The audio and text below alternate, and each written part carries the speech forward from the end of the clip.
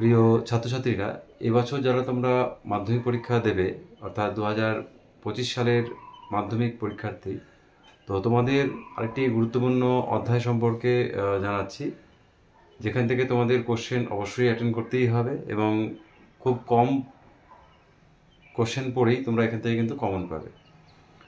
সেটা হচ্ছে অধ্যায়টি হলো বাড়িমণ্ডল। তো বাড়িমণ্ডল অধ্যায়ে খুব সিলেক্টেড কোশ্চেন আছে। বড় কোশ্চেন তো মাত্র 3টে করতে হবে, তার মধ্যে 3টের থেকে একটা কমন তুমি পাবেই আর কি। তো এই বাড়িমণ্ডল অধ্যায়ে তোমাদের দুটো অংশ আছে, একটা হচ্ছে সমুদ্র স্রোত আর আরেকটা হচ্ছে তোমাদের জোয়ার ভাটা। তো সমুদ্র স্রোত থেকে তোমরা গত বছর কোশ্চেন দেখেছো যে সমুদ্র স্রোত সৃষ্টির প্রভাব এসছে। তো এই পার্টে তোমাদের একটাই বড় কোশ্চেন থেকে যাচ্ছে, সেটা হচ্ছে যে সমুদ্র স্রোত সৃষ্টির কারণ। ভেরি ভেরি ইম্পর্টেন্ট কোশ্চেন তোমাদের এবছর। আমার মতে খুব আসার চান্সেস খুব 100% আর কি।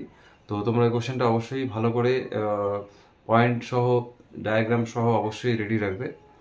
তো বাড়িমণ্ডল অধ্যায়ে তোমরা সমুদ্র স্রোত সৃষ্টির কারণ এই কোশ্চেনটা তোমরা কিন্তু এখন থেকেই একদম পরিপূর্ণভাবে রেডি করে রাখো।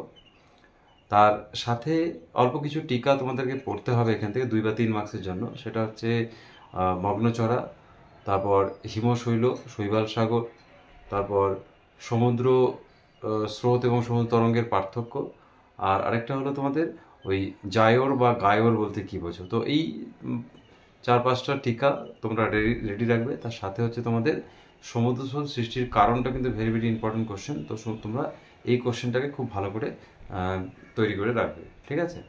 এরপরে আমরা আসছি হচ্ছে জোয়ার ভাটা যে অংশ, সেখান থেকে। আচ্ছা, এরপর আসছি তোমাদের ওই জোয়ার ভাটা অংশে। এখানেও খুব কম কোশ্চেনই রয়েছে। তো এখানে বড় কোশ্চেন হিসাবে তোমরা দুটো কোশ্চেন রয়েছে, সেটা হচ্ছে জোয়ার ভাটা সৃষ্টির কারণ এবং জোয়ার ভাটা সৃষ্টির যে ফলাফল। এই দুটো কোশ্চেনকেই তোমরা ভালো করে পড়বে। তবে ফলাফলটা আমার মতে বেশি ইম্পর্টেন্ট। তো তোমরা দুটোকেই রেডি রাখবে। তো এটা দুটো ইম্পর্টেন্ট কোশ্চেন তোমাদের থাকলো। আর তার সাথে হচ্ছে কিছু টিকা তোমাদেরকে দেখে রাখতে হবে, যেরকম হলো সিজিগি, হ্যাঁ, তারপর অ্যাপোজি, পেরিজি, নেক্সট হচ্ছে তোমার ওই বান ডাকা, সারাসারি বান, হ্যাঁ, ভেরি ভেরি ইম্পর্টেন্ট। বান ডাকা কিন্তু বহুবার এসছে এর আগে পরীক্ষায়। আর আরেকটা হলো যে জোয়ার ভাটার যে সময়ের যে পার্থক্য, এই কোশ্চেনটাও একটু ডিফিকাল্ট যদিও, কিন্তু এই কোশ্চেনটাও যদি একটু কঠিন কোশ্চেন হয় তাহলে এই কোশ্চেনটা দেওয়ার চান্সেস খুব বেশি হয় আর কি।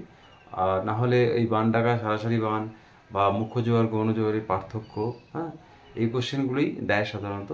তো এই কটা কোশ্চেন তোমরা বাড়িমণ্ডল থেকে খুব ভালো করে রেডি রাখবে। বড় কোশ্চেন তাহলে 3টে কোশ্চেন তোমাদের রেডি রাখতে হচ্ছে। একটা হচ্ছে সমুদ্র স্রোত সৃষ্টির কারণ, আর এদিকে হচ্ছে জোয়ার ভাটা থেকে জোয়ার ভাটা সৃষ্টির কারণ এবং ফলাফল। এই 3টে কোশ্চেন তোমরা ভালো করে রেডি রাখবে। তবে কারণ যেটা বললাম, ওইদিকে সমুদ্র স্রোত সৃষ্টির কারণ আর এদিকে হচ্ছে জোয়ার ভাটার ফলাফল বা প্রভাব যেটা আর কি, সেটাই বেশি ইম্পর্টেন্ট আমার মতে। তো বাকি টিকা কয়েকটা রেডি করে রাখবে। খুব কম এই অধ্যায়টা থেকে কিন্তু কোশ্চেন তোমরা অবশ্যই পরীক্ষায় অ্যাটেন্ড করো, কারণ অল্প পড়েই কিন্তু এখান থেকে একটা কোশ্চেন তোমরা পেয়ে যাবে আর কি, বড় কোশ্চেন। এবং টিকাও আশা করি তোমরা এই অধ্যায় থেকে পেয়ে যাবে, ঠিক আছে। তো কিছু শর্ট কোশ্চেন সম্পর্কেও আমি আলোচনা করে দেবো তোমাদেরকে, সিলেক্টেড বায়ুমণ্ডল এবং বাড়িমণ্ডল থেকে আর কি, যেহেতু বড় অধ্যায় ওগুলো বায়ুমণ্ডলটা। আর এই রকমভাবেই তোমরা দেখতে থাকবে। পরবর্তী যে অধ্যায়গুলো আছে সেগুলো কিন্তু অবশ্যই আমি এরকম করেই সাজেশন করে তোমাদেরকে বলে দেবো, যাতে তোমরা আগে থেকেই এই কোশ্চেনগুলোকে এবং টিকাগুলোকে ডায়াগ্রাম সহ রেডি করে নিজেদের প্রিপারেশনটাকে ভালো করে রাখতে পারবে, ঠিক আছে। তো তোমরা অবশ্যই সাথে থাকো। আর যদি কোনো অধ্যায় সম্পর্কে বা তোমাদের জানতে হয় বা কোনো কোশ্চেন সম্পর্কে যদি তোমাদের জিজ্ঞাসা থাকে, অবশ্যই কিন্তু তোমরা কমেন্ট সেকশানে লিখবে, ঠিক আছে। ভালো থেকো সবাই।